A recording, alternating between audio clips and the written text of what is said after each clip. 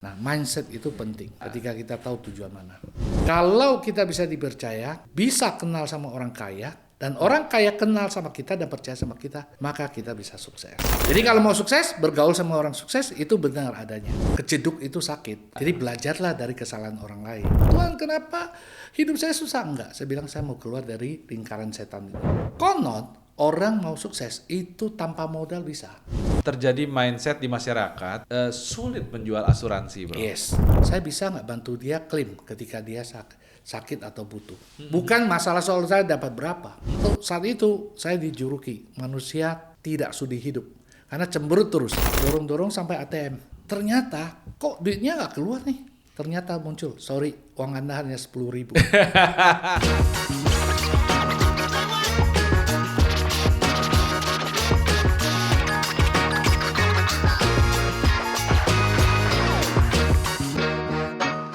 Selamat datang kembali di Coolbiz, sesi kuliah bisnis di Coolbiz. Kita ngomongin bisnis secara asik dan komprehensif. Kali ini kita kedatangan tamu istimewa, Bapak Thomas Sugiarto. Saya biasanya memanggilnya Brother Thomas. Thank you, brother. Merupakan co-founder dan juga co-owner dari FP1. Bro Thomas, thank you udah datang. Sama-sama. Terima kasih atas undangannya, bro. Thank you. Jadi FP1 itu singkatan apa, bro? FP1 secara harfiah singkatan dari Financial Planner Number One. Oh, begitu. Bisnisnya di bidang apa? Kami bisnis di bidang proteksi keuangan. Oh, Jadi kalau umum Ya. orang taunya kan adalah asuransi. betul. Tapi sebenarnya yang kami protect itu bukan asuransi dalam pemahaman umum. Oke. Yang dimana orang sakit dibayarin, enggak. Oh, Tapi begitu. adalah resiko nilai bisnisnya. Oh. Saya contoh, Ya. seorang pengusaha one man show, usia 30 sampai 50 tahun. Iya. Anak masih kecil, istri nggak ngerti bisnis, Iya. one man show ya. Iya. Apa-apa dikerjain sendiri, nggak ada Iya. sistem. Nah, kebayang nggak tiba-tiba dia ada apa-apa? Oke. Sakit stroke lah, atau kena jantung lah, Iya. bisa sakit, keras, atau meninggal. Iya. Nah, bisnisnya itu bisa ambruk. Oke, tahan di situ. Itu nanti akan jadi perbincangan kita di tengah, bro. Baik. Tapi intinya berarti ini bisnis yang tidak seperti Umum. asuransi klasik atau umum. Iya. Tapi ini memang memproteksi Nilai bisnis, atau nilai income masa depan. Ya. Asuransi premium. Ya, yang kelas premium. Kelas premium. Ya, jadi Pak Thomas ini teman-teman, ini kawan lama saya nih. Jadi kalau banyak orang berteori tentang entrepreneur pada entrepreneurship-nya. Pak Thomas ini entrepreneur beneran. 15 atau 17 tahun yang lalu lah, saya ketemu beliau memang dari lapangan banget nih teman-teman, bener-bener dari lapangan. Dan sekarang puji Tuhan beliau sudah memiliki sebuah tempat usaha di gedung tertinggi di Indonesia. Di mana gedung kantornya, bro? Kantor kami ada di Autograph Tower, lantai Autograph Tower 28. ya? Lantai 28. Ya. Ini kerjaan lah, kita kongsian. Kongsian ya. Agensinya kongsian, beberapa teman. Kolaborasi ya, ya. betul. Makanya kalau agen atau pebisnis asuransi banyak kan, tapi pemain asuransi yang entrepreneur tuh agak dihitung jari. Ya, betul. Ya. Bro, gimana perjalanan hidup bro dari awal, bro? Kecil Ya. atau dari mana state-nya? Dari Oke, kecil. karena ini terkait ya. Ya. Jadi mungkin apa yang saya sharing, Ya. ambil yang positif, Ya. buang yang negatif. Iya. Jadi ceritanya saya dari keluarga yang ya bisa dibilang garis agak ke bawah dikit lah ya. Oke. Nah, mungkin misalnya nih mau makan mie yang enak atau mau makan minum soda, Ya. itu harus ada acara khusus, ulang tahun atau apa ya, yang kayak gitu lah ya. Nah, rumah semi permanen dalam arti pakai seng. Di daerah mana? Atau apa? Di daerah Riau. Oh, Riau. Kepulauan Riau. Jadi sejak kecil umur 7 tahunan Iya. ya, saya juga udah harus bantu orang tua cari duit. Ya. Nah, orang tua saya buka kedai kopi, tapi di pinggiran jalan ya, pinggiran jalan, bukan yang gerobak, tapi atapnya seng, hanya pasang seng aja tepi jalan itu. So umur 7 tahun, anak-anak yang lain masih main-main, saya udah harus bantu. Ya. Nah, sehingga di saat itu saya dijuluki manusia tidak sudi hidup. Karena cemberut terus. Lihat yang lain main, saya harus bantu gitu ya. Tapi itu juga bagian dari pembelajaran. Ya, di umur itu saya bisa jual kue, walaupun jual kue habis itu ditipu orang, jual mainan ditipu orang ya, masa kecil waktu itu ya. Bilang aku ambil dulu nanti berbayar, tapi nanti sampai sekarang pun nggak bayar-bayar gitu ya. Nah, singkat cerita karena bantu orang tua, di daerah sana itu hanya ada satu bank, kemudian listrik pun dari swasta ya. Bayangkan koran baru sampai di tempat kita 3 hari kemudian. Namanya koran baru. Jadi waktu itu saya kan bantu angkat minuman makanan ke instansi listrik itu. Nah, di situ ada banyak koran. Nah, anak kecil kan iseng, bacalah. Nah, disitulah cikal bakal.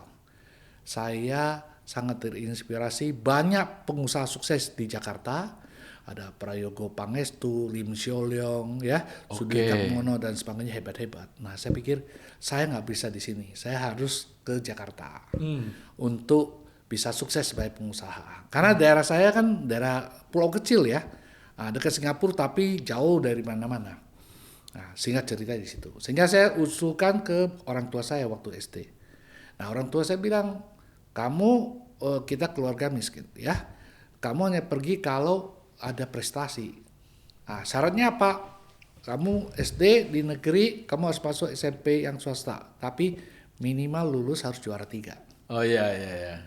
Nah, singkat cerita, saya masuk, waktu itu tes masuk. Kemudian teman saya tanya, lu masuk gak? Lah, dia tanya balik, lu masuk gak? Thomas, Aju, gitu ya, namanya saya dulu ya. Oh, saya bilang saya masuk. Dia bilang, lah kamu aja masuk, masa saya tidak? Ya. Nah, dari situ harga diri saya kena. Ya. Masa saya sebodoh gitu? Tapi pada saat itu, saya udah berjuang ya, mau berjuang. Pertama kali masuk SMP itu ranking 66,5 dari 80. Tapi perjalanan akhirnya step by step, akhirnya lulus juara 3. Oh, wow. Sehingga bisa punya kesempatan sekolah di Jawa. Gitu, Bos. Ya. Nah, jadi waktu di Jawa sekolah SMA, saya sama teman. Kita kerjasama dalam arti gini, kita sama-sama orang daerah. Jadi kita harus sukses. Tapi waktu belajar kita kerjasama, waktu ujian sendiri-sendiri. Oh. Jadi supaya tidak diintip atau ditanya-tanya terus, kita duduk paling depan. Oh iya. Nah, singkat cerita selama 3 tahun di SMA, 3 kali saya juara 1, 3 kali saya juara 2. Teman saya juga demikian. Jadi kita borong lah. Iya. Pokoknya juara 1, 2 itu kita borong gitu. Iya. Nah, puji Tuhan lulus SMA, saya bisa dapat ranking name tertinggi dari 400 murid. 400 murid ya, 10 kelas. Salah satu murid di situ waktu itu adalah Ganjar Pranowo.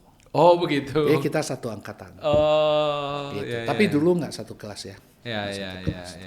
Nah, singkat cerita habis itu saya masuk ke arsitektur UGM. Iya. Nah, kenapa pilih arsitektur? Karena arsitektur memungkinkan saya suatu hari belajar, kemudian saya bisa jadi bos. Oh begitu. Jadi pertimbangannya begitu. Oh, ya. Nah, jadi singkat cerita saya masuk arsitektur, kemudian saya lulus dari situ. Nah, sebelum lulus kita pernah ngobrol nih sama teman saya tanya, lu mau sekolah di mana? Habis lulus kemana nih? Iya. Nah, dia bilang, saya mau kerja di Jakarta. Iya. Jadi pegawai aja lah. Iya. Nah, lihat tanya balik, kalau Thomas kamu mau mana? Iya. Nah, saya bilang, saya mau jadi bos. Iya. Nanti sebelum usia 30. Nah, singkat cerita, ketika usia 30, 29 saya punya perusahaan. Iya. Sedangkan teman saya sampai sekarang masih karyawan. Baru pensiun. Nah, mindset itu penting. Iya. Ketika kita tahu tujuan mana. Iya. Gitu, Bos.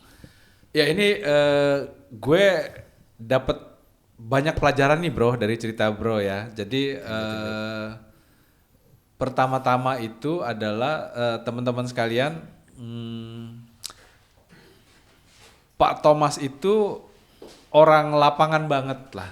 Orang lapangan. Kalau teman-teman sekarang datang ke kantor beliau, aku mau sampaikan, beliau ini bos banget, ini bos beneran nih, big boss ini. Bukanlah. Tapi maksud saya pengen memotret bahwa nggak ada kesuksesan yang berbasis cuman omon-omon pikiran aja. Ya. Bahwa kesuksesan itu memang harus dijalani, diraih langkah demi langkah. Beliau ini orang lapangan banget. Saya jamin beliau ini orang lapangan banget.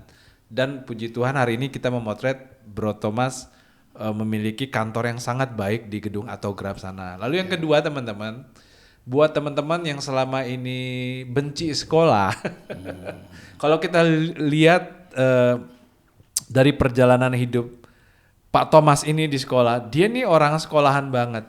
Dan justru bro, ketika lu tadi di sekolah itu, lu mengeksersis kesekolahan lu itu untuk dalam kepraktekan bisnis. Ya artinya Pak Thomas tadi udah potret teman-teman dari ranking 6,5 ke ranking 3. Itu kan cerita gampangnya.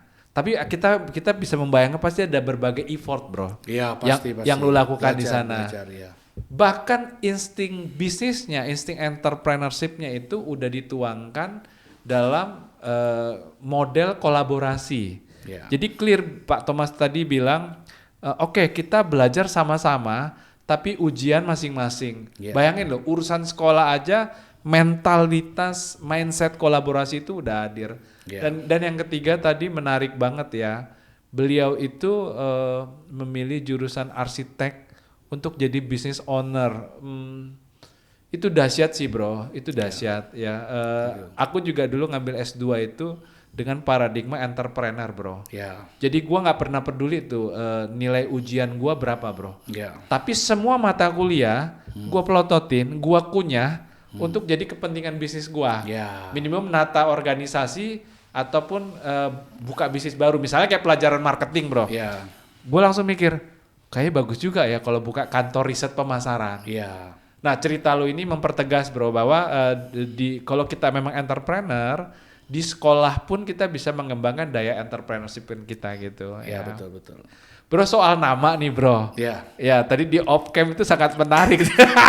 Mau diceritain? Boleh dong. Lu kenapa sekarang namanya jadi Thomas Sugiarto bro? Oke, jadi ceritanya begini. Jadi ya memang ada ini ya. Segala sesuatu kita harus pikir jangka panjang. Ya. Jadi dulu nama saya kan nama Chinese. Ya. Sedangkan saya mau ke Jawa, Ya. kan nggak mungkin nama Chinese terus kan. Ya. Nah, ya. Jadi saya harus melemburkan diri. So pilihan nama Jawa yang paling bagus apa? Saya riset lah ya, riset sendiri. Zaman dulu nggak ada GPT ya. Singkat cerita saya temukan satu kata namanya Sugiarto. Oke. Saya nggak tahu artinya apa waktu itu, nggak tahu sama sekali. Nah, wah kayaknya ada Icuk Sugiarto. Sugiarto kayaknya enak didengar. Betul. Tapi kalau cuma Jawa aja kok kurang modern gitu ya. Nah, carilah nama depannya ya. Nama depan apa ya? Icuk Sugiarto, Thomas Cup. Thomas kayaknya bagus. Thomas Sugiarto, enak didengar juga. Jadi nama saya itu bukan nama baptis ya. Iya. Makanya lu dari pilih nama aja udah entrepreneurship banget tuh. Jadi dia udah pikirin jangka panjang ketika kita ketemu orang, persif pikirannya seperti apa gitu. Nah, waktu SMA, singkat sedikit ya. Waktu SMA saya sudah mulai praktekan. Iya. Itu apa? Jadi pengajar. Matematika, fisika, kimia ke anak-anak untuk cari duit lah. Iya. Waktu kuliah saya bahkan buka kantin. Oke. Kantin rantangan ya antar untuk itu. Bahkan untuk modalnya motor saya digadaikan ke BRI. Dapat uang untuk inilah. Digadaikan pertama kali saya urusan sama bank. Iya. Gitu gadaikan. Nah, tapi kita tetap bayar sampai lunas ya. Iya. Nah, pelajaran yang saya dapat adalah apa? Ketika kita mahasiswa bahkan ya, jangan hanya sekolah aja, belajar macam-macam, usaha macam-macam. Itu pengalaman lah ya untuk kita bisa sukses ke depan. Saya dulu suka baca buku, majalah, tapi nggak ada duit. Jadi gimana? Beli majalah bekas kiloan. Buat saya ilmunya nggak akan mati. Walaupun udah lama ya, tapi ilmu tetap bermanfaat. Jadi saya beli majalah banyak, itu kiloan Pak. Iya, bukan iya, yang baru. iya, iya, Nah, iya. satu pelajaran yang saya dapat paling membekas dan berlaku ke hari ini adalah apa? Jadilah orang yang bisa dipercaya. Kalau kita bisa dipercaya dan bisa kenal sama orang kaya, dan orang kaya kenal sama kita dan percaya sama kita, maka kita bisa sukses. Iya, Jadi iya. kalau mau sukses, bergaul sama orang sukses itu benar adanya. Iya, Bukan asal-asalan ya. Iya. Tapi harus kita kenal dia kenal kita dan percaya sama kita. Kita baru berpotensi sukses. iya, Nah, prinsip itu saya pertahankan sampai hari ini. iya. Maka integritas buat saya itu sangat mahal. Oh, Gitu. iya, iya, iya, iya. Ini sebuah cerita yang memantik pikiran saya kemana-mana nih. Ada beberapa poin muncul di kepala saya. Oke, pertama gini, masalah pembelajaran ya. Dari percakapan ini, aku baru tahu di mata saya, Bro Thomas itu adalah seorang pembelajar. Ya, kalau nggak pembelajar nggak mungkin bisa ngajarin matematika, fisika tadi. Ya. Nggak mungkin seniat itu beli majalah bekas dan meyakini di sana ada ilmunya. Ya. Tapi bro, di mata aku bro juga orang yang sangat praktis. Ada kesan kalau orang sangat praktis itu malas belajar. Ya udahlah yang di depan mata dilakukan. Nah bro itu gimana sih sebenarnya? Nah, sebenarnya gini, Hmm. untuk hal-hal sederhana kita boleh praktis. Wow, Ya. wow. Tapi kalau untuk hal yang rumit kita harus belajar. Hmm. That's why saya bikin sebuah buku, loncat sedikit ya. agak Benar, jauh benar, ya, benar, benar. yang namanya Your Great Success Start From Now. Ya, Ya, pembelajaran dari dulu akhirnya saya bikin dengan 3 poin utama. ya, Poin pertama adalah believing, ya, percaya dulu, ya. punya keyakinan. Kedua pembelajaran, learning. Ketiga action. Nah, jadi 3 ini harus jadi satu serangkaian. Believing, learning, action. Believing, Jadi kita learning, harus action. percaya dulu, Ya, baru bisa belajar dengan benar ya, dan tanpa berhenti. ya. Nah, setelah belajar, praktek. Praktek salah, kembali lagi review. Aduh, sesederhana Seperti itu ya. Saudara. Nah, buku itu terbit tahun 2008. 2007 atau 2008 ya. Nah, dan saat ini waktu itu terbit sama Gramedia. Seperti itu. Makanya ini luar biasa loh, bro itu mampu bermain di rentang yang sangat mengujung nih. Di satu sisi kan sisi praktikal kan, kalau praktikal ada no konsep, no teori, learning by doing aja. Belajar salah, belajar salah, salah belajar, salah belajar. Sementara di satu sisi kan bicara pembelajaran itu ke dunia konseptual, dunia ideal. Nah, aku lihat bro bisa kanan kiri ya, kapan waktunya ke kiri ya, kapan waktunya ke kanan. Nah, ini prinsipnya gini. Kalau kita tidak perlu tahu kejeduk itu sakit. Oke. Betul nggak? Iya. Jadi belajarlah dari kesalahan orang lain. Oke. Dan kesalahan dari orang lain atau kegagalan atau apapun perjalanan bisa sukses, Iya. itu sangat mahal. Kenapa harus kita alami sendiri, baru kita tahu itu bisa jalan. Iya. Kenapa kita tidak belajar dari banyak orang, Iya. pembelajaran yang bagus kita ambil, kita Iya. kombinasikan sehingga bisa sukses. Iya. Nah, jadi itu adalah sesuatu yang bukan artinya, wah pokoknya jalan dulu. Ya, betul jalan dulu. Tapi ini perjalanan rumit gak? Kalau rumit kita harus belajar dulu. Iya. Lebih baik planning yang baik, maka tingkat kegagalan akan lebih rendah. Oke. Daripada kita action tapi banyak salah. Nah, saya melihat banyak pengusaha-pengusaha hari ini kebanyakan masuk ke pengusaha, maksudnya yang baru ya, Iya. adalah ikut tren. Iya. Ikut tren. Dia nggak hitung ujungnya seperti apa. Pokoknya kelihatannya cuan. Banyak orang masuk. Dia nggak bedah. Kenapa orang bisa untung? Kenapa bisa rugi? Apa yang bisa memungkinkan itu untung dan apa yang bisa membuat rugi. Dan harus jujur sama diri sendiri.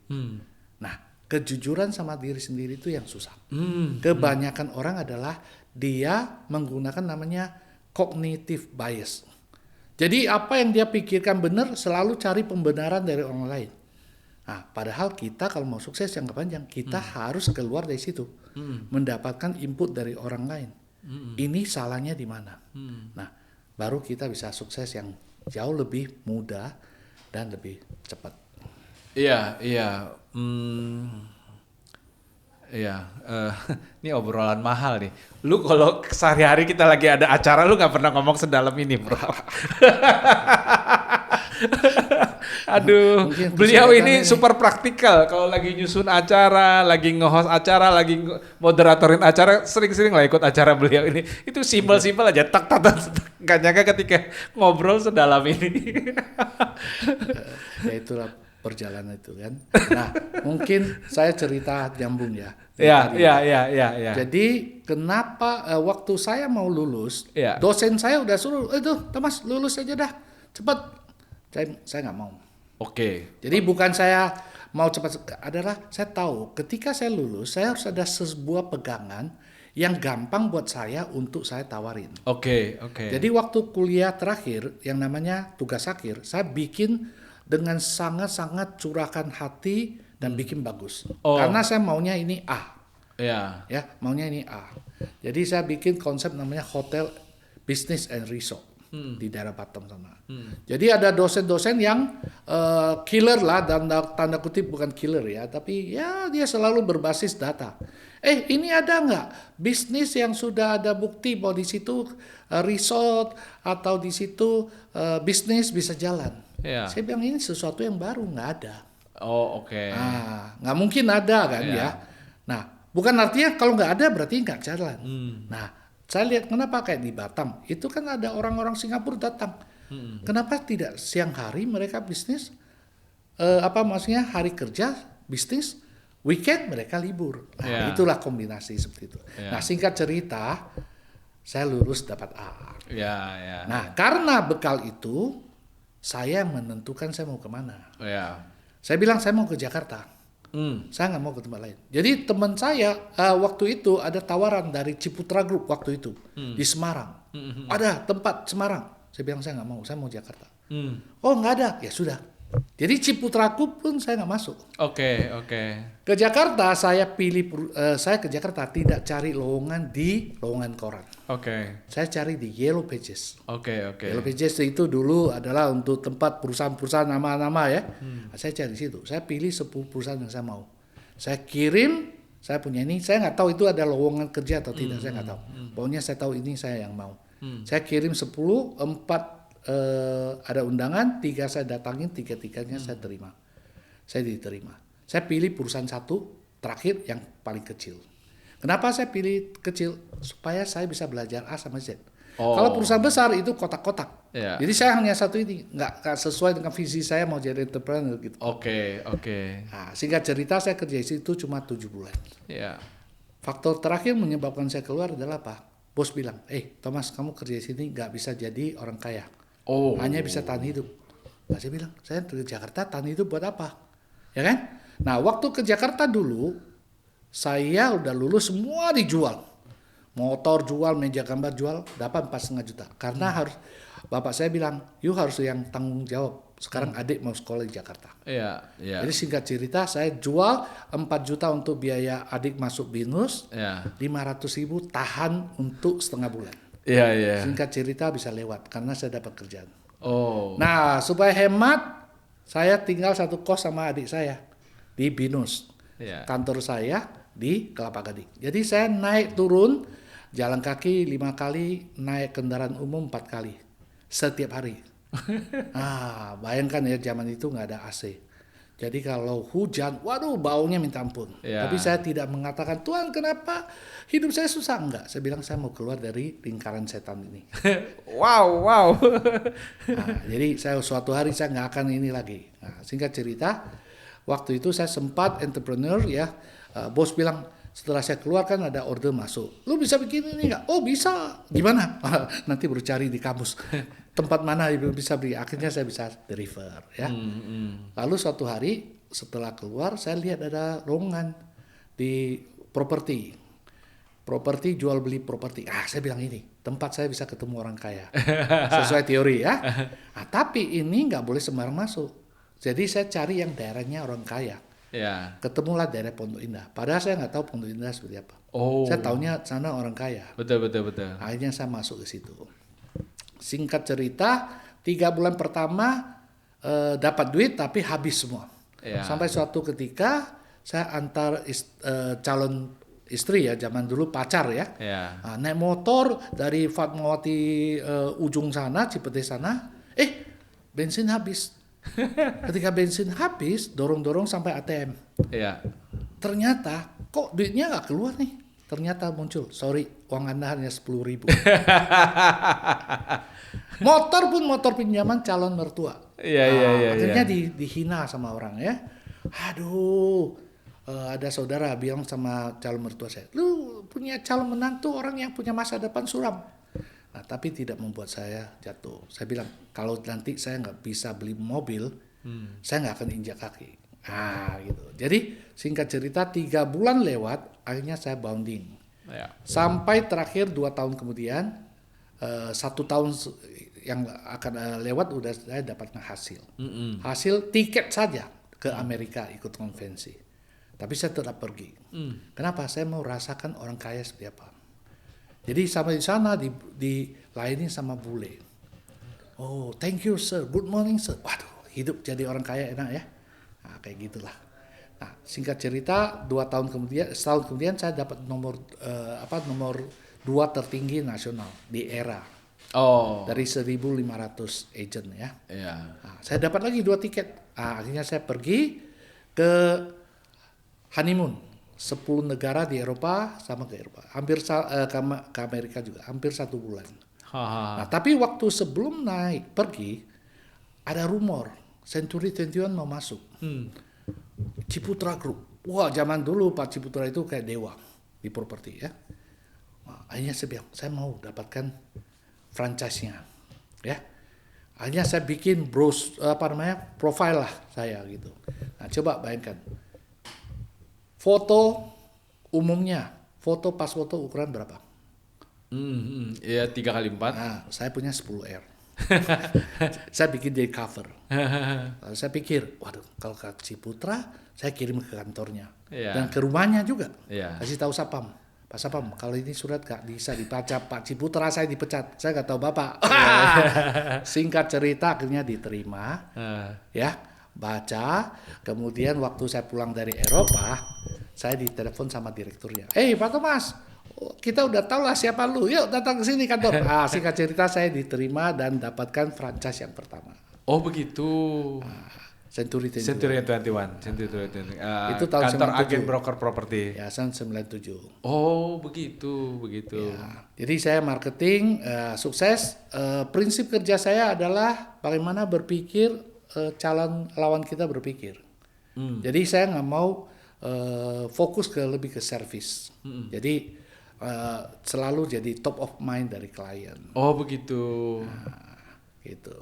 Ada semangat itu ya, ada semangat belajar. itu ya. Dulu belajar lagi, belajar marketing, Mark Plus apa gitu belajar. Iya. Itu. Oh ya pantas bro, pembelajarannya lupanya banyak ya. Jadi belajar di lapangan, belajar juga ke tempat-tempat belajar ya. Ya, sama orang-orang yang memang hebat. Ya. Banyak. Memang kalau aku lihat kan profesional insuran banyak bro. Tapi memang profesional insuran yang entrepreneur sangat bisa dihitung jari lah. Ya. Jadi bro memang sebuah bisnis di bidang insuran yang dilakukan dengan mindset pengusaha rupanya. Ya. Nah, mungkin nyambung ke situ adalah kenapa bisa masuk ke asuransi? Nah, ya kan? itu. Nah, saya di properti itu selama beberapa tahun ya, setelah Putih Century, kantor kami selalu top nomor 1 sampai 5. Ya. Tapi waktu jadi marketing, waktu saya yang ngatur, kualitas layanan saya ngatur. Nah, karena saya sendiri kan. Tapi ketika saya punya tim, dulu namanya Century 21 Thomas Mitra. Artinya saya harus memastikan mitra saya itu orang bagus. Jadi proses rekrutannya lama, pendidikan lama dan sebagainya. Nah, tapi karena bisnisnya, sifat bisnisnya adalah ketika orang masuk ke situ, suatu hari punya beberapa variasi terjadi. Kepinteran, direkrut orang lain, dibajak jadi manajer, keluar buka sendiri. Yang pinter tapi negatif, under table. Yang pinter tetap minta bagian lebih besar. Ya, ini sekarang bos tergantung saya. Yang nggak pinter habisin biaya iklan. Jadi income di properti itu naik turun terus. Oh begitu. Dan waktu nggak ada. Kenapa waktu nggak ada? Karena saya mau standar tinggi. Layanan standar tinggi, draft hukum harus dipelajari baik-baik. Walaupun saya bukan orang hukum, Iya. tapi kadang-kadang posisi saya lebih tinggi daripada notaris. Iya. Karena saya yang bilang ini salah, ini perbaiki. Kenapa? Karena kami berada di tengah-tengah. Iya. Ini orang kaya. Kalau salah draft, itu bisa saling shoe. Iya. Ketika saling shoe, kita mati di tengah-tengah. Jadi Betul, saya harus betul. itu. Nah, akibat dari itu, saya nggak punya waktu. Ya, misalnya contoh, Lebaran. Semua orang pulang pergi kan. Nah, anak buah saya bilang, Pak, saya mau pulang kampung, tapi ada yang mau lihat properti di hari libur. Iya. Saya nggak bisa bilang, gue juga mau libur. Nah, ketika saya bilang gitu, nanti besok-besok dia bilang, ngapain gue kerja capek-capek, bos yang kaya, bos yang punya waktu. Nah, jadi saya harus bantu. Nah, akhirnya saya lakukan riset sampai ke Singapura. Ini bisnis ada masa depan nggak sih? Iya. Nah, studi banding ke Singapura. Sampai di sana, ternyata saya temukan di Singapura yang punya kantor, ya kebanyakan tutup. Lalu kongsian buka kantor sendiri bersama. Iya. Kenapa? Karena marketing sana yang jago dapat 90%. Kantor cuma dapat 10%, nggak bisa hidup. Iya. Jadi singkat cerita ketika pulang ke Indonesia, saya bilang saya harus cari bisnis lain. Karena bisnis ini saya mau invest, saya mau usaha kerja keras, tapi masa depan di luar kontrol saya. Iya. Singkat cerita saya temukan salah satu industri yang bisa saya masuk dengan cepat adalah di industri asuransi. Oh begitu. Nah, akhirnya saya riset asuransi mana yang bagus. Singkat cerita saya temukan di Prudential. Oke. Lalu setelah itu saya masuk dari nol, Pak. Iya. Orang udah pada bilang ini Thomas gila ya. Udah punya duit ini masa depan, tapi masuk ke industri yang mulai dari nol. Nah, saya bilang kalau saya mau loncat lebih jauh, saya harus mundur. Saya mau loncat lebih tinggi, saya harus nunduk. Jadi nggak ada yang bisa tanpa pengorbanan. Iya. Nah, hingga hari inilah. Walaupun hari ini ya kita harus bersyukur. Tapi apa yang saya bisa capai ini masih sangat jauh yang berpotensi untuk dicapai ke depan. That's why kenapa saya tiap hari selalu optimis, selalu semangat untuk berkarya. Oke. Kenapa pilih bidang asuransi, bro? Asuransi sama bidang saya yang di properti nggak ada bedanya.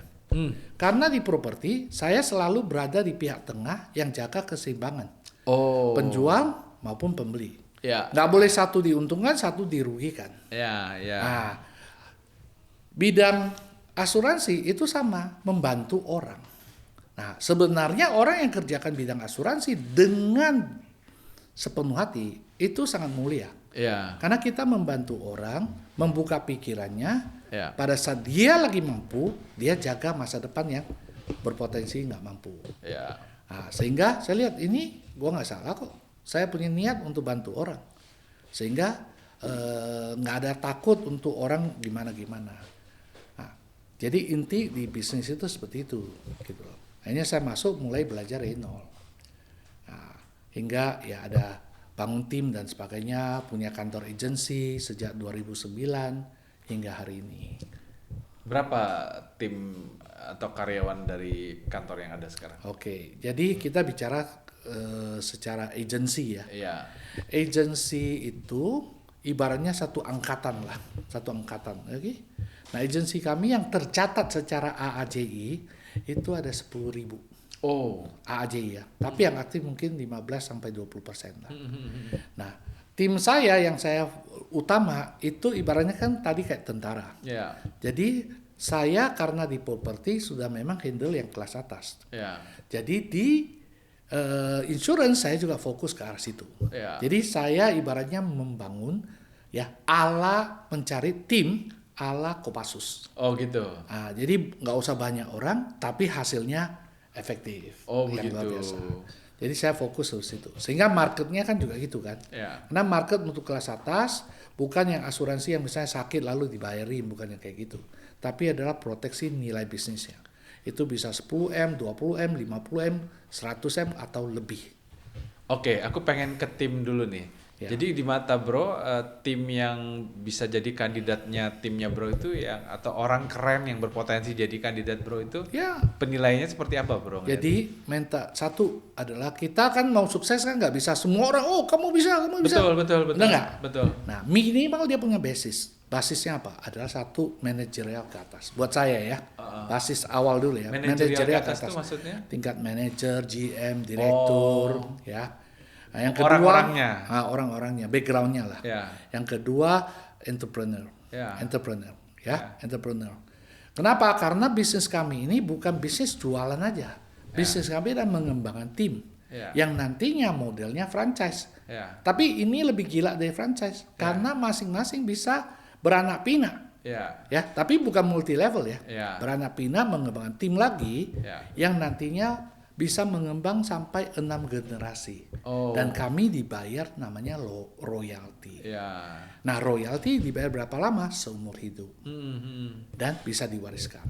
Nah, ini adalah bisnis yang sebenarnya kalau bandingkan sama properti apa? Properti saya harus invest untuk sewa tempat, harus punya karyawan, harus beri franchise dan sebagainya. Nah, di insurance ini konon orang mau sukses itu tanpa modal bisa. Tapi yang saya lihat bukan tanpa modalnya. Yang saya lihat adalah gila ya. Di properti gue berani invest. Kalau tanpa modalnya sukses, apalagi gue berani invest. Nah, cara berpikirnya berbeda ya. That's why That's why kenapa di program saya yang untuk saya punya tim, saya berani kasih. You capai top nomor 1 nasional, saya kasih 1M. Begitu. You kalau top tim 2M. Ada syarat dan ketentuan tentu. Nah, saya juga membentuk tim-tim yang membangun sehingga gampang. Itu apa? Tim yang memberikan referensi. Sehingga tim saya itu nggak kerjain sendiri. Kemudian saya juga memberikan fasilitas di mana kelompok supaya orang teredukasi dengan baik. Nah, jadi mereka tidak dijelasin sama agent yang belum ngerti, dia harus ajak masuk ke seminar. Sehingga di seminar kami jelasin sambil tim kami belajar. Jadi mereka mau kumpulkan nasabah maupun kumpulkan tim, nah itu sentra. Sehingga pelan-pelan mereka baru belajar. Hal admin, ada admin yang urus. Jadi saya mau ajak orang itu adalah untuk jadi seorang pebisnis, bukan pekerja asuransi. Oh begitu. Dari situ aja udah beda mindset ya. Beda. Dan kayak contoh saya ketemu orang, saya dari awal saya udah bilang, Pak, saya seorang edukator. Jadi saya sampaikan Bapak supaya Bapak ngerti. Oke? So ketika Bapak ngerti, Bapak tidak ada kewajiban sama saya. Bapak mau beli asuransi sama orang lain, silakan. Oh begitu. Nanti ada masalah, cari saya bantu. Nah, kenapa saya bilang gitu? Karena saya tidak mau orang takut. Wah nanti ini, karena kalau orang takut dia nggak akan dengar, dia nggak akan cerita apa adanya. Nah dengan demikian sehingga saya juga tidak ada ketakutan dalam wah nasabahnya lari, enggak, karena saya nggak ada ketakutan atau kekhawatiran, ya saya ngomong apa adanya, pik kayak gitulah, sehingga orang juga ngomong apa adanya. Seperti itu bro. Menjadi pedagang asuransi, profesi asuransi ataupun pebisnis asuransi, itu sulit nggak sih bro? Karena kan terjadi mindset di masyarakat sulit menjual asuransi bro. Yes. Tahu nggak kenapa sulit? Karena kebanyakan orang masuk ke asuransi diajarin adalah kamu pakai ring 1. Ring 1 adalah orang yang kita kenal. Ring 2 adalah orang yang direferensi. Ring 3 adalah orang yang tidak kenal sama sekali. Nah, susah adalah karena kalau dia nggak punya market, ring 1-nya kan susah kan, betul nggak? Jumlah orang yang kaya kan sedikit. Nah, kemudian kalau mindsetnya hanya masuk asuransi, hanya mau cari duit, maka dia itu modelnya nodong. Aku udah di asuransi, bisnis dong, bantu dong, buka dong, dan sebagainya. Ini bedanya ya. Nah, kebanyakan orang Indonesia, ini juga tergantung dua sisi ya, dari agent maupun dari nasabah ya. Nasabah Indonesia adalah dia tidak punya mindset harus punya asuransi. Betul. Sehingga dia punya asuransi adalah didatangin oleh agent. Nah, ketika didatangi oleh agent, udah 50-50 gagal atau berhasil. Ya. Karena agentnya nggak benar, maka potensi gagal akan tinggi. Ya. Nah, kedua, agentnya benar pun masih punya potensi gagal. Itu Ya. apa? Kalau perusahaan yang dia masukin nggak benar. Ya. Nah, selalu saya edukasi ada 8 langkah. Ya. Itu apa? 1, you harus bangun kesadaran dulu. Ya. You harus punya asuransi. Dan orang Indonesia, kebanyakan yang saya ketemu, 80-90% lebih, itu kesadarannya nggak ada. Betul. Nah, saya bikin seminar untuk membangun kesadaran orang. Nah, kesadaran kalau sudah ada, oh iya ya, saya butuh ya. Baru pilih perusahaan yang benar. Pilih perusahaan yang benar, minimal 5 besar.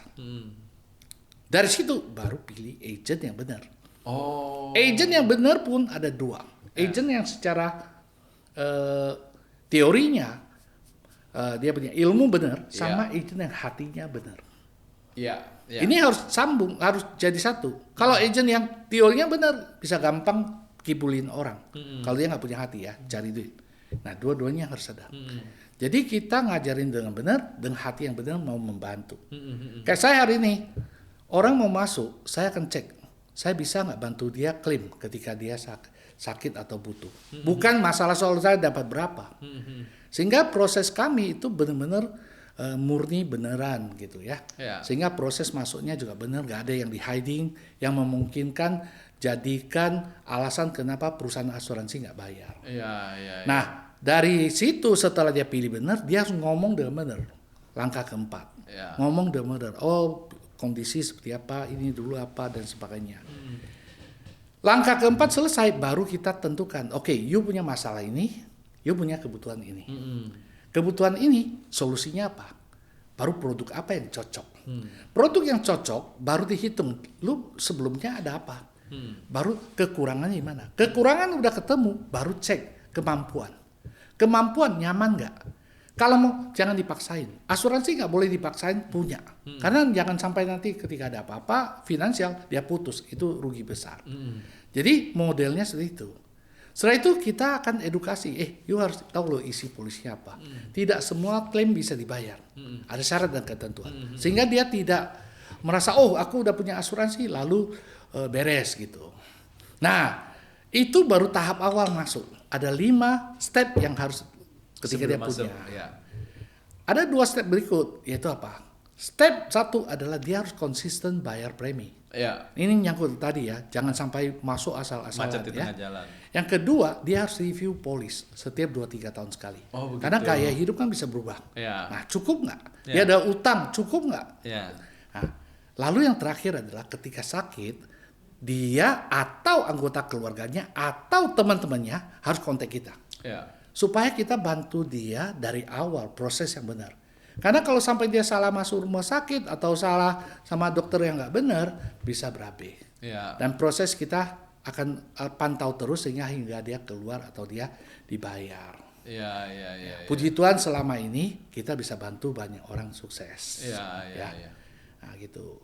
Nah salah satu contoh misalnya ya, ada nasabah kami, pengusaha punya 100 rumah makan waktu awal masuk. Dia one man show. Ketika kita kasih tahu, dia, oh ya benar ya saya one man show. Akhirnya dia buka, polis scan M lah ya. Oke, singkat cerita 3 tahun kemudian dia tiba-tiba meninggal. Pada saat meninggal, anak laki-lakinya masih umur 25-an, belum ngerti bisnis. Semua outlet kacau. Gimana nih, Bapak nggak ada? Langsung saya telepon dia, kasih tahu, ini ada klaim, akan dibayar. Oke? Saya akan proses cepat. Singkat cerita 7 sampai 14 hari duit itu udah keluar. Bayangkan kalau andai kata dia nggak ada, dia ada 100 outlet, 15 orang per outlet, berarti ada 1.500 orang. Lalu setiap orang itu, karyawan itu ada 3 penanggungnya, berapa ribu orang. Nah, kacau semua. Karena bapaknya itu terima duit ini keluar sana nggak melalui pembukuan yang baik. Nah, jadi itulah salah satu kemuliaan dari profesi kami. Bos. Ya ini apa? Jadi memang kalau dari cerita Bro Thomas ini, keasuransian itu ternyata bukan sekedar apa daya tagih premi ya, Tapi justru jadi daya kelola. Ya. Jadi daya kelola buat kebisnisan kita, Ya, kondisi hidup kita dan sebagainya. Sesungguhnya setiap orang sudah punya, sesungguhnya Ya. seseorang sudah punya asuransi. Dan sesungguhnya ya, dia punya asuransi itu tergantung siapa yang bayar. Ya. Ya, kalau dia merasa bahwa ada risiko itu dan dia mau tanggung tanda kutip, mau secara sadar atau tidak menanggung akibat yang terjadi, maka dia yang jadi si pemberi asuransi, Bagi dirinya. penanggung asuransi. Bagi dirinya. Jadi harusnya duit ini dia bayar ke perusahaan asuransi. Ya. Karena dia pikir asuransi nggak penting, dia masuk kocek sendiri. Jadi ketika ada apa-apa, seluruh duit dari kocek harus keluar. Nah, jadi asuransi itu adalah memberi rasa nyaman, rasa aman, dan resiko terukur kepada pihak ketiga. Oke, bro. Kan yang kutangkap dari awal, bro kan punya produk asuransinya beda nih kan. Protect nilai bisnis ya. Itu Konsepnya bos, konsepnya Ya, bukan ya. produk. Produk sama. Oke, Konsepnya konsepnya ya. Jadi itu apa sih dan kekasannya apa gitu? Kekasannya adalah gini. Ya, Sekarang kan kebanyakan orang agent asuransi. ya, Pak, ada produk baru. ya, Ada produk baru. ya. Ini. Tapi sebenarnya produk itu berguna nggak buat dia? Betul, Belum tentu. betul. Terutama untuk orang-orang yang duitnya taruh di bank, di Ya. priority banking atau apa. Kebanyakan adalah asal ambil. Ya. Tapi isinya apa dia nggak tahu. Ya, Nah, kerjaan kami lebih ke ketika orang sadar, kami cek dulu dia punya apa saja. ya. Apakah ada yang berguna atau yang tidak. Kita kasih tahu, kita kasih report. Oh, Bu, begitu. yang Anda punya ini. Kalau yang ini seperti ini. Contoh, ada satu pengusaha wanita. Dia punya 40 polis. Ketika ketemu kami, dia sadar, ya, dia suruh kita review. Dia sudah ada 150 M uang pertanggungan. Nah, saya bilang, Bu, ini udah 150 M. Objektif Ibu apa? Apakah 50 M tiap anak cukup nggak? Atau mau lebih? Nah, dia bilang, wah kayaknya nggak cukup. Saya mau lebih. Berapa Bu yang cukup? 50, 75, 100. Saya mau 100. Berarti tiap anak 100. Berarti dia masih kekurangan 150. Iya, 50%. Jadi kebanyakan orang berpikir, wah saya udah punya asuransi. Bukan masalah asuransi. Asuransi itu seperti kita tanya, you punya tanah nggak? Oh ada, saya ada sertifikat. Ya, Sertifikat di mana? ya. Di Jakarta Selatan, di Pondok Indah, sama yang di ujung-ujung sana, Ya. kan berbeda nilainya, betul nggak? Betul. Jadi intinya lebih ke, you punya proteksi yang nilainya berapa? Iya. Satu sertifikat, tapi nilai besar jauh lebih tinggi daripada 10-20 sertifikat, Ya. tapi nilainya rendah-rendah. Ya. So, itu yang jadi umumnya orang Indonesia, dia pikir sudah punya, Iya. dan dia nggak pernah hitung. Iya. Nah, akibatnya fatal. Ya, produk market fit ya. Jadi dia punya asuransi, tapi apakah cocok buat dia satu pertanyaan? Cukup nggak buat dia, Cukup nggak gaya buat hidup dia. Ya. Contoh misalnya, seorang direksi, gaji udah 100-200 juta atau lebih ya. Ini gaji kan karena dia jabatan ada. Ya. Pertanyaannya, kalau gaya hidup tinggi tiba-tiba dia kena stroke atau tidak tiba-tiba bye-bye, ini future income hilang. Ya. Nah, padahal gaya hidup keluarga kan nggak bisa Turun. mendadak turun kan. Nah, ini namanya proteksi income masa depan dan gaya hidup. Produk-produk seperti Nah, itulah lain yang lagi, dikembangkan ya. Kita tanya lagi, dia butuh berapa tahun? Kadang-kadang anaknya masih kecil atau apa. Ya. Jadi sangat tergantung. Kayak contoh misalnya, yang lain lagi. Let's say, ada seorang pengusaha, one man show. Bukan one man show, dia udah cukup senior. Ya. Punya 3 anak. Anak pertama ngerti bisnis, anak kedua setengah, anak ketiga baru lulus. Sekarang tiba-tiba kalau dia tidak bagi dalam arti konsepnya, bagi sama bikin waris ya, belum bagi, oke? Maka tiba-tiba meninggal, ini akan jadi harta yang akan disengketakan. Ya. Nah, so kita petain dulu, anak yang mana ngerti bisnisnya, anak yang nggak ngerti gimana, anak yang kedua gimana. Ya. Sehingga asuransi itu sebenarnya hanya tambahan. Kalau dia punya cash banyak, ya tinggal bagi kan. Ya. Anak yang besar dapat bisnis, anak kedua dapat aset sama uang, anak ketiga dapat uang semua. Tapi banyak orang kan nggak simpan cash. Ya. Asuransi ada pengganti cashnya Ya. dan menjadi pemerata. Ya. Jadi intinya kebanyakan orang ribut apapun itu karena uang. Ya. Nah, karena kalau uang tidak rata itu bisa menyebabkan masalah. So kami bantu nasabah-nasabah kami supaya secara hukum beres, secara keuangan beres. Saya ada partner orang hukum, Ya. ada orang pajak, Ya. ada orang suksesi, Ya. macam-macam. Ya. Ya ini that's why ini FP1 banget ini. FP1. FP1 banget. Oke, Bro. Aku juga mendapati kan Bro orangnya yang kudapati suka banget sama kreativitas dan inovasi. Iya. Itu terwujud ya di dalam bisnis yang Bro lakukan ya. Oh iya. Kalau aku datang ke kantor Bro itu kan, wah poster Bro di mana-mana tuh. Oh iya itu. Itu kan ekspresi Itu kan ekspresi dari inovasi dan kreativitas Iya, kan. iya. Yang terbaru adalah, nah ini ada namanya rumah makan Angke ya. Ini mohon maaf ini makanan non halal ya. Tapi Ya. saya lagi cari yang restoran yang halal. Oke. Nah di sana kalau orang makan, paling diskon 20%, Ya. 30% tapi ada batasan tertentu. Ya. Ya. Kalau saya, customer saya atau orang yang direferensi ke saya atau masyarakat umum Ya. yang mau kenal saya Ya. dan ada memenuhi syarat dan ketentuan, Ya. dia bisa diskon sampai 66,7%. Wow, besar sekali. Jadi makan 900.000 dia hanya bayar 300. Ya. Nah, kemarin nih, termasuk hari ini Ya. ya, masih dalam suasana kemerdekaan RI Ya, yang ya. ke-80. Ya. Jadi orang yang ikut program itu dapat sampai 80% Wow. diskon. Banyak sekali. Nah, tapi kenapa saya bikin itu? Nah, Oh, ini program yang Bro program kembangin. saya bikin. Ya. Ya, karena gini, kalau buat saya beli waktu. Ya, dengan saya bikin makanan ya tempat makan di restoran Angke ya, maupun nanti di restoran yang lain. Saya bisa kumpulkan orang dalam jumlah 10, 20 orang, 25 orang sekaligus di satu waktu. Ya. Dan saya nggak habis waktu. Saya hanya 2 jam ketemu sekian banyak. 10 orang. Kalau saya 20 ketemu satu-satu, waktu saya habis kan. Ya. Jadi saya kasih diskon itu adalah untuk beli waktu saya. Ya. Nah, cara berpikir itu berbeda. Sama orang berpikir, wow kenapa keluar sekian ratus ribu ada apa? Nah kayak gitu. Nah dengan saya beli seperti itu, banyak orang yang cari saya. Ya.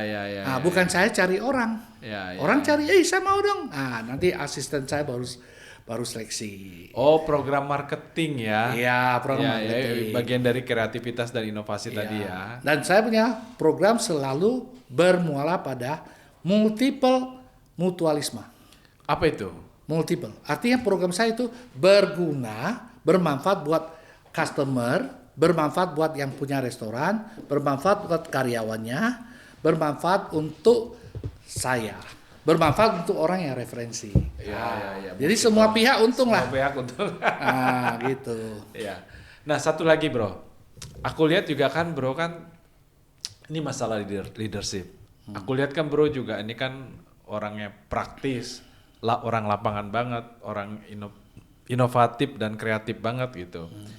Nah, itu ketika Bro dalam mengelola perusahaan FP1 ini, itu ada kendala nggak Bro dalam memanajemen karyawan? Artinya Bro sebagai single fighter kan kuat banget kan. Nah tetapi kan sekarang ini kan membuat multi fighter kan. Orang-orang yang ikut Bro menjadi fighter kan. Itu Bro ada dilema nggak melakukan itu? Nggak ada. Kenapa? Karena beruntung sekali kami kumpul dari 7 orang co-founder. Ya. Itu ada beberapa orang yang memang jago.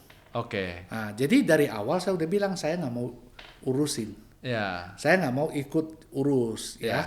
ke dalam organisasi agency. Ya. Saya lebih ke urus saya punya grup. Oke. Nah, jadi dan mereka juga dengan senang hati lakukan. Jadi kan kita bagi tugas, bagi tugas. Ya. Jadi justru hari ini saya punya agency tapi saya nggak banyak waktu habis. Saya hanya di jadwal tertentu saya ngajar. Ya, Kebanyakan adalah ngongko-ngongko, makan-makan. Oh, sisi entrepreneurship-nya ya. Lalu ngajak orang, mau nggak ke gedung paling tinggi? Kalau yang nggak kenal bayarnya cuma 50%, yang kenal gratis. Oke. Nah, kayak gitu. lebih banyak gitu. Bro, pertanyaan terakhir nih bro. Jadi memang bro ini aku dapati kan memang orang networking banget. Thank you. Bro, aku minta dong 3 pandangan, 3 insight, 3 nasihat buat audiens kita ini. Apa sih kiat-kiat bernetworking yang baik bro? Oke. So pada prinsipnya nomor satu Ya. adalah niat baik. Oke. Niat baik. Jadi masuk ke sebuah organisasi atau satu komunitas, Ya. niat baik adalah kita mau di sana menjadi nilai tambah, Ya. bukan menjadi orang yang masuk lalu mengeruk keuntungan Ya. dan sebagainya. Oke? Karena apa? Kalau dengan kita memberi nilai tambah, orang akan lebih happy sama kita, ya, lebih senang sama kita. Ya. Dan kedua, jangan masuk dari sebuah komunitas lalu ribut, bikin promosi atau apa buat orang nggak happy, ya. Nah, saya selalu kalau masuk ke komunitas saya akan jadi pembelajar dulu, ya, banyak dengar daripada banyak ngomong, ya, lebih banyak itu. Nah, tentu dari situ interaksi itu kan kita kenal banyak orang. Nah, barulah kita pilih, ya, pilih mana yang oke, jadi teman. Seleksi dari itu terakhir, baru suatu hari siapa tahu bisa ketemu partner bisnis atau untuk apapun. Tapi tidak fokus ke yang terakhir dulu. Nomor satu adalah kita masuk, apa yang kita bisa jadi nilai tambah. Ya, di komunitas tertentu saya jadi misalnya nih, sediakan tempat karena kantor saya jadi tempat untuk teman-teman kumpul dan sebagainya. Mereka datang, oh kantornya bagus ya ini ya, bisnisnya apa? Kita ngobrol. Dan saya selalu bilang, saya nggak mau orang masuk karena terpaksa atau apa, ya. Kita jadi teman. Lebih baik jadi teman daripada partner bisnis, tapi jadi berantakan. Nah seperti itu. Jadi harus jadi orang yang memberi dulu, bisa dipercaya, baru kita bisa bicara bisnis. Gitu brother. Siap brother. Jadi teman-teman sekalian, pada tahun 2018 saya itu merintis restoran atau rumah makan kecil, dan dalam kondisi perintisan itu rumah makan itu masih sepi, dan saya tentu saja muram atas kondisi itu. Lalu datanglah Pak Thomas Sugiarto ini ke tempat saya itu pada 2018 lalu. Kita ngobrol ngalor ngidul sampai detik ini saya pun nggak ingat apa isi obrolan itu, tapi kunjungan beliau itu tanpa membawa misi apapun tetap membekas di hati saya hingga saat ini. Kayak kita kan, hubungan kita nggak ada urusan soal asuransi atau apapun kan. Tetap berlaku sampai sekarang. Betul nggak? Betul. Nggak ada paksaan harus ini itu. Ternyata sahabat saya ini adalah seorang pengusaha asuransi besar di Indonesia. Masih on the way Pak, masih on the way. Masih jauh lebih banyak orang yang sukses. Tapi buat saya adalah, saya akan sampai sana dan lewati suatu hari.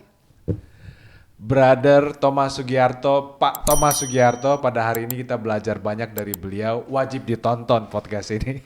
Bro, thank you ya. Thank you, sama-sama.